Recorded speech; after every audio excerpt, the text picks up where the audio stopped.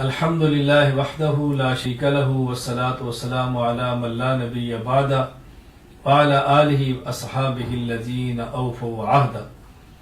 اللہ کے رسول صلی اللہ علیہ وسلم نے مومن کو ہدایات دی ہیں، زندگی گزارنے کا طریقہ بتایا ہے اور صلحاء اور نیک لوگوں کی صحبت میں بیٹھنے کا حکم دیا ہے۔ فساق فجار اللہ کے نافرمان بندے ان سے دور رہنے کا حکم دیا ہے، اور حضور اکرم صلی اللہ علیہ وسلم نے فرمایا من تشبہ بقوم فہو منہم، جو جس کی مشابہت اختیار کرتا ہے قیامت کے دن انہی کے ساتھ اس کا حشر بھی ہوگا۔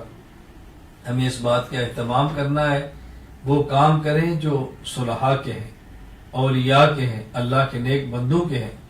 وہ کام کریں جو اللہ کی رحمت، اللہ کی محبت کو کھینچ لیں، اور ان کاموں سے بچیں جو فساق کے، فجار کے، اللہ کے نافرمانوں کے ہیں، جو اللہ کی لعنت اور اللہ کے غضب کو کھینچے۔ ان اعمال سے بچیں۔ ایک بہت بڑا عمل جو اللہ کی ناراضگی کو کھینچتا ہے وہ ہے 31 دسمبر گزارتے ہیں، آگے 1 جنوری شروع ہوتا ہے، درمیان کی جو رات آتی ہے نیو ایئر نائٹ کے نام سے اس رات کو منایا جاتا ہے، نئے سال کی پہلی رات۔ اللہ اکبر۔ وہ خرافات، وہ گناہ، وہ لعنت کی چیزیں اس کے اندر ہوتی ہیں، اللہ تعالیٰ محفوظ فرمائے، انسان کو سنتے بھی شرم آتی ہے۔ میں گزارش کروں گا اپنے دوستوں سے، اپنے بھائیوں سے، اپنی بہنوں سے، اپنی بیٹیوں سے درد کے ساتھ اللہ کے لیے ان خرافات سے بچو، اپنی زندگی برباد مت کرو۔ یہ زندگی بہت مختصر ہے، اصل زندگی موت کے بعد کی ہے۔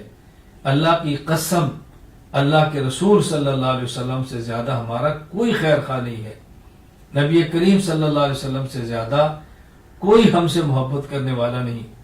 آپ تڑپیں اس امت کے لیے، روئیں اس امت کے لیے، رسول اللہ صلی اللہ علیہ وسلم کی ہدایات کو سمجھیں ہم۔ میں گزارش کروں گا نیو ایئر نائٹ کے نام سے ہونے والی فحاشی سے خود کو دور رکھیں، اور جس حد تک ممکن ہو محبت اور پیار کے ساتھ یہ پیغام عام کریں، اور اپنے بھائیوں کو، اپنی بہنوں کو اس لعنت، اس بے حیائی اور خرافات کے ماحول سے بچائیں۔ اللہ تعالیٰ مجھے اور آپ سب کو اپنے دین کی مقبول خدمت کے لیے قبول فرما لے۔ وآخر دعوانا الحمد للہ رب العالمین۔